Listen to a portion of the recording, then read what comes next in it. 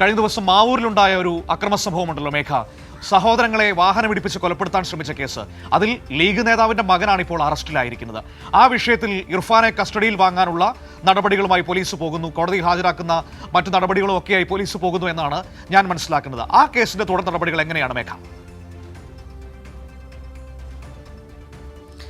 കൊടിയത്തൂർ പഞ്ചായത്തിലെ league member ആയിഷയുടെ മകനാണ് ഇന്നലെ രാത്രി പിടിയിലായ ഇർഫാൻ.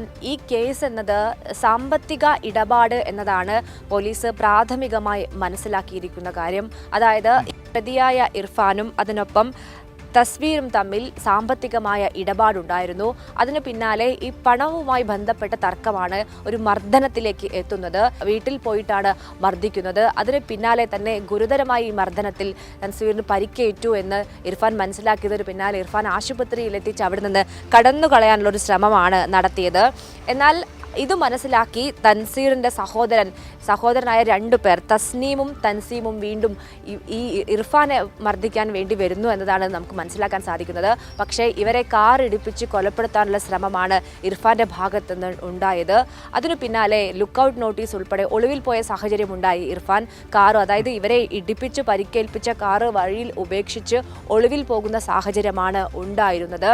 അതിനു പിന്നാലെ ലുക്കൌട്ട് നോട്ടീസ് ഉൾപ്പെടെ പുറപ്പെടുവിച്ചുകൊണ്ടായിരുന്നു മാവൂർ പോലീസിന്റെ നേതൃത്വത്തിൽ അന്വേഷണം നടന്നത്. ഭീകരമായ CCTV ദൃശ്യം ഉൾപ്പെടെ കണ്ടാൽ അക്ഷരാർത്ഥത്തിൽ ഞെട്ടുന്ന തരത്തിലാണ് ഈ കാറ് ഈ സഹോദരങ്ങളെ ഇടിക്കുന്ന ദൃശ്യം. ആ CCTV ദൃശ്യം ഉൾപ്പെടെ പുറത്തു വന്നിരുന്നു. CCTV ദൃശ്യങ്ങൾ കേന്ദ്രീകരിച്ചുകൊണ്ടുള്ള അന്വേഷണമാണ് പോലീസ് നടത്തിയത്. അതിന് പിന്നാലെയാണ് ഇന്നലെ രാത്രിയോടുകൂടി ഇർഫാൻ മാവൂരിൽ ഒളിവിൽ കഴിയുന്നതിനിടെ പിടിയിലാകുന്നത്. ഏതായാലും ഇന്ന് രാവിലെ കൂടി തന്നെ ഇന്നലെ വിശദമായി ചോദ്യം ചെയ്യും ഈ കേസുമായി ബന്ധപ്പെട്ടെന്നാണ് മനസ്സിലാക്കാൻ സാധിക്കുന്നത്. ഇന്ന് രാവിലെ കൂടി തന്നെ ഒരു പക്ഷേ തെളിവെടുപ്പും അതിന് പിന്നാലെ കോടതിയിൽ ഹാജരാക്കും എന്നതാണ് മനസ്സിലാക്കുന്ന വിവരം. ഏതായാലും കഴിഞ്ഞ 2 ദിവസമായി ഇർഫാൻ ഒളിവിലായിരുന്നു. അതിന് പിന്നാലെയാണ് മാവൂർ പോലീസിന്റെ പിടിയിലായിരിക്കുന്നത്. സാമ്പത്തിക ഇടപാടാണ് ഇത്തരത്തിലൊരു തർക്കങ്ങൾക്ക് കാരണം എന്നതാണ് പ്രാഥമികമായി പോലീസ് മനസ്സിലാക്കിയിരിക്കുന്നത്.